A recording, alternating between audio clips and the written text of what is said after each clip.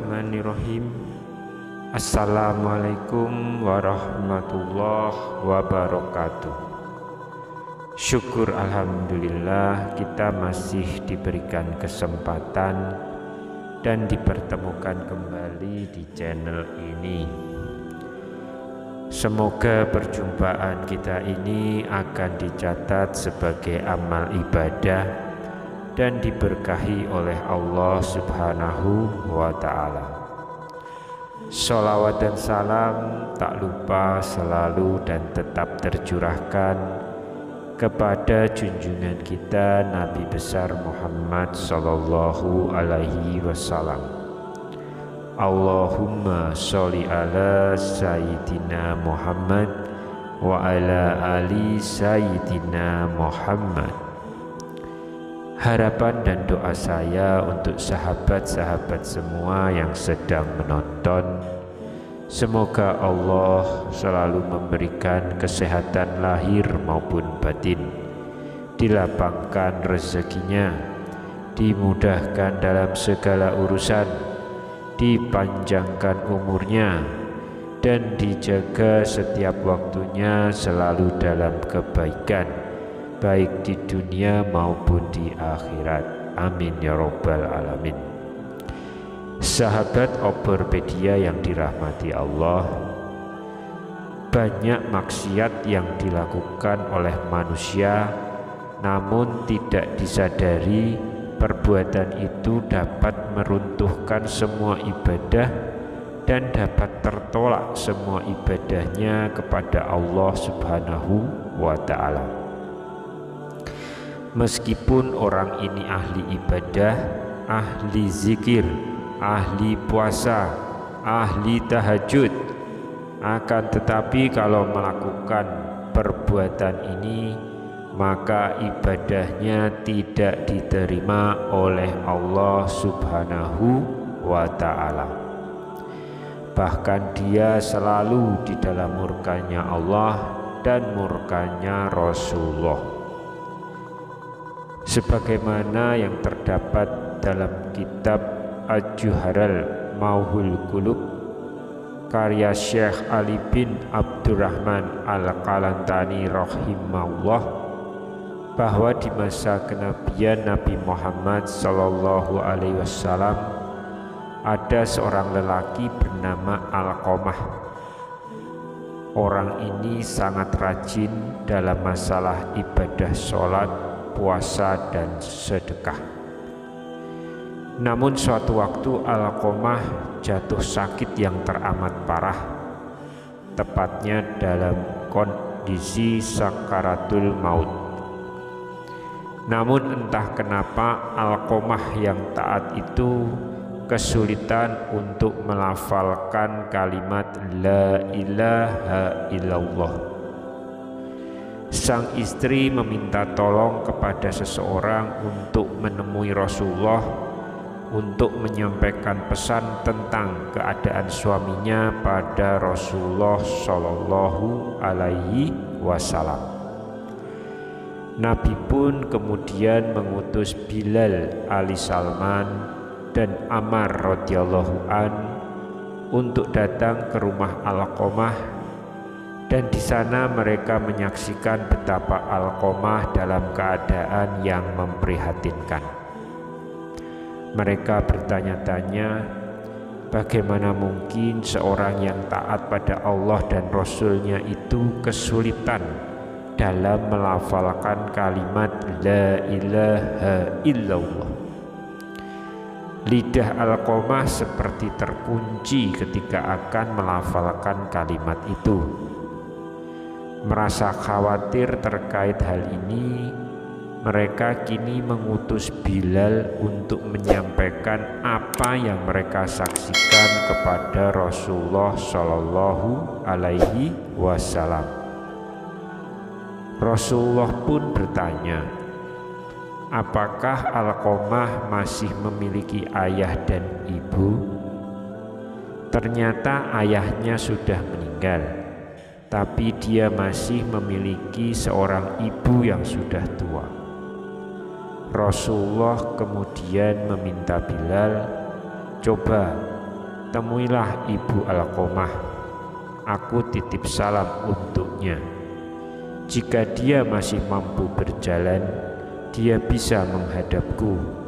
Jika tidak bisa, maka aku yang akan ke sana." Sebagaimana yang dikatakan Rasulullah, maka Bilal menyampaikan itu pada ibu Alqamah tanpa menambah dan mengurangi satu kata pun. Ibu Alqamah berkata, "Lebih baik aku yang menemui Rasulullah." Dan meski sedikit tertatih-tatih dengan tongkat sebagai penyangga, ibu Alqamah menemui Rasulullah.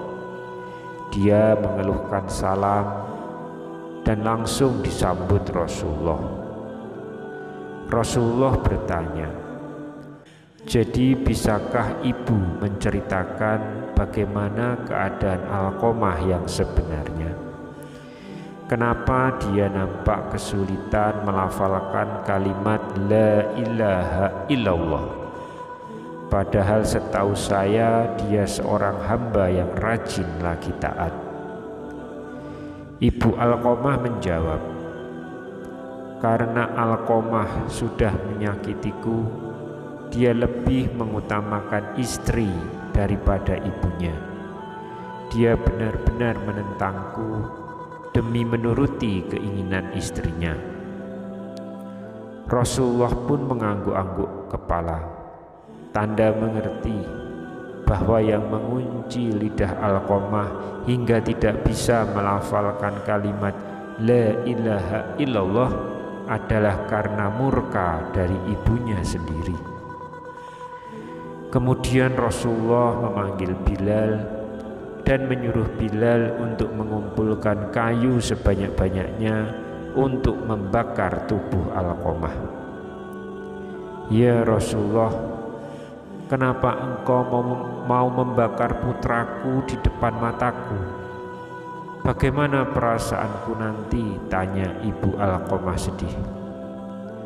Tentu saja bagaimanapun seorang ibu mana bisa melihat putranya dibakar di depan matanya sendiri. "Wahai ibu Alqamah, sejatinya siksa Allah nanti di akhirat akan lebih kejam. Segala amal yang dilakukannya selama ini tidak dapat diterima oleh Allah karena terhalang akan siksamu. Kebajikan yang dilakukan jadi tidak berguna dan tidak bisa membantu selamat dari api neraka." Rasulullah menjelaskan, "Jika engkau ingin putramu selamat dari api neraka, kau harus merelakan apa yang telah aku lakukan." "Baiklah Rasulullah," kata ibu Alqamah, "aku akan memaafkannya.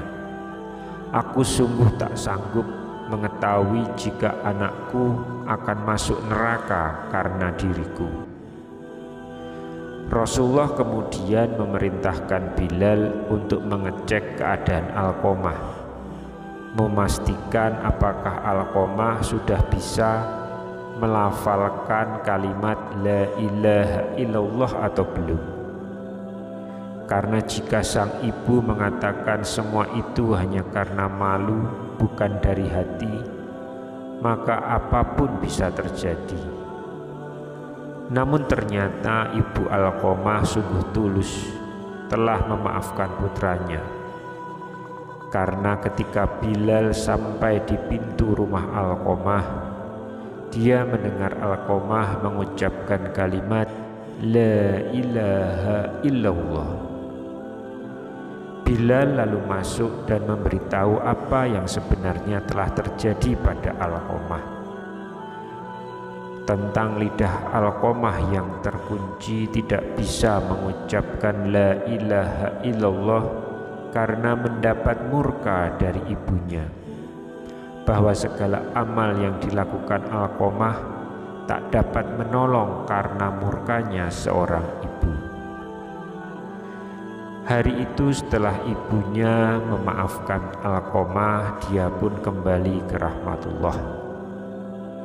Lalu Alqamah dimandikan, dikafani dan disolatkan oleh Rasulullah Shallallahu Alaihi Wasallam.